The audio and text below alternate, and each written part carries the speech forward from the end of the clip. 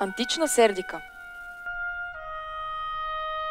Преди повече от 19 века римският император Марко Опитаян превръща Сердика в същински град.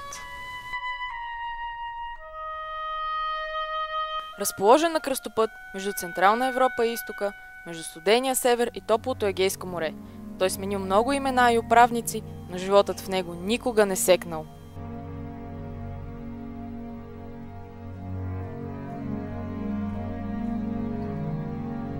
При управлението на императорите Марк Аврелий и Комод, Сердика започва да сече свои монети и оформя крепостните си стени. Градът се радва на благата на римската цивилизация.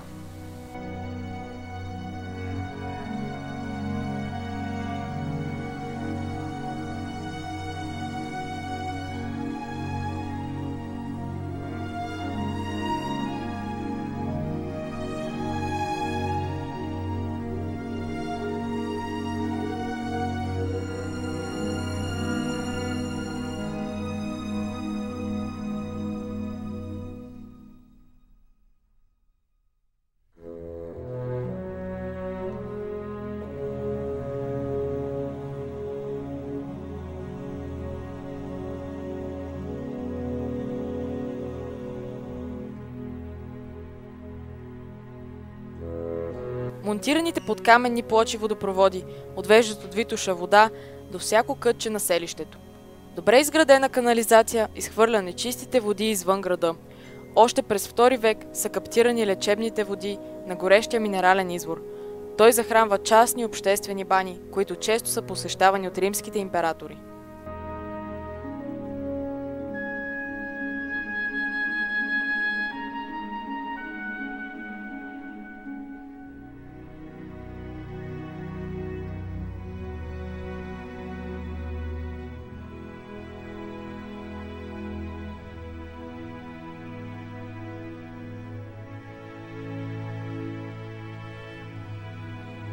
През 272 година Сердика е обявена за столицата на вътрешна Дакия, което довело до още по-голямо благоустрояване. Градът се разраства и се здобива с пищни култови и обществени сгради, включително и амфитеатър.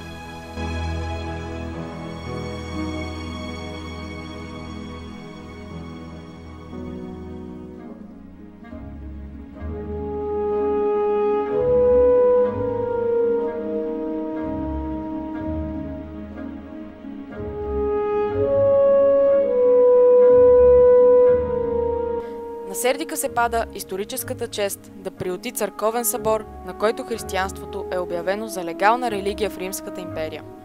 Този повратен момент поставя началото на официалното християнизиране на Европа. Още през 313 година император Константин I го признава за официална религия в римския свят. Утвърждаването му обаче среща редица трудности.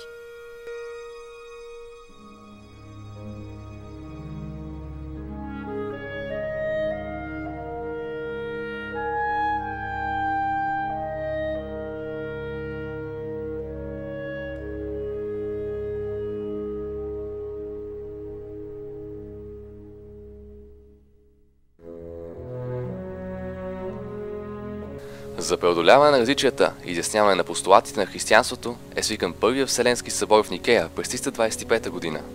Нерешените проблеми предизвикват свикването на Сердиклийския събор през 343 година. Той е продължение на Никейския и цели да изясни противоречията около същността на Божия Син. По мозаиките на Свети Георги и базиликът Света София още отекват стъпките на теоретиците на християнството, а съборът има трайни последствия за новата религия.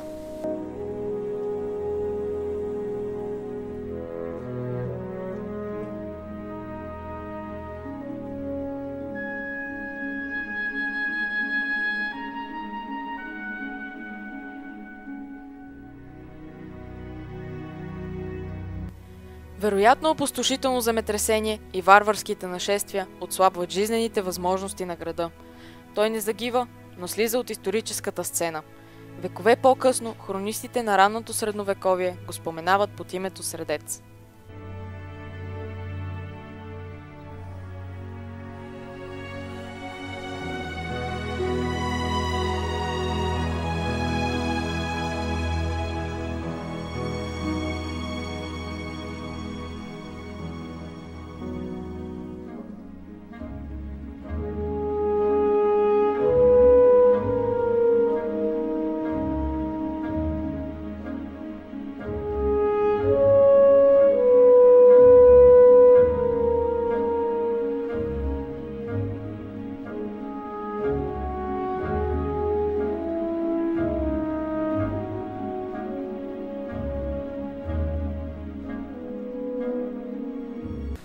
подземията на Света София спят вечния си сън поколения средиклийци, мъже и жени, родени тук или дошли от другаде, бивши езичници и дори ранно християнски светци.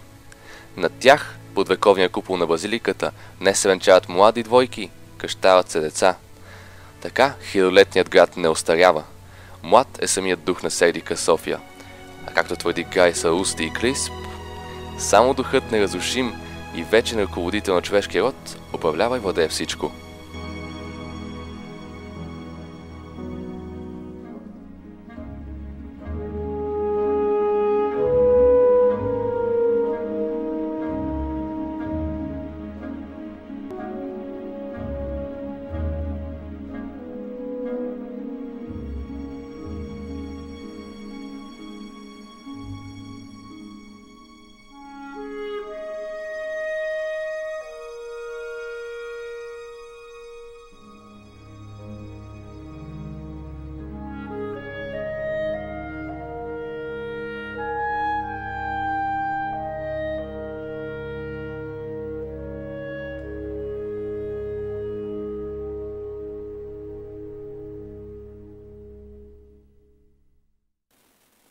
Филмът е дело на учениците от 9 Б и 10 А клас от 170-то средно училище Васил Левски, град Нови Искър, с участието на Дарян Николов и под режисурата на Валентин Янакиев.